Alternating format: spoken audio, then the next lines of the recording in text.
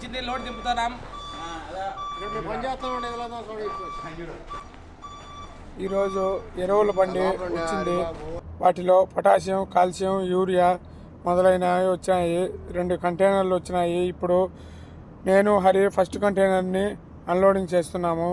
ఎరువు మూటలను కింద వేస్తూ ఉంటే ఇక్కడ వర్క్ చేస్తున్న వాళ్ళంతా అవి మగ్జాన్లో పేరుస్తున్నారు. ఒక్కొక్క ఐటమ్ని ఒక్కొక్క చోట అమర్చుతున్నారు. ఫస్ట్ కంటైనర్ అయిపోయింది. తర్వాత కంటైనరు చూడండి ఏ విధంగా దింపుతున్నాము.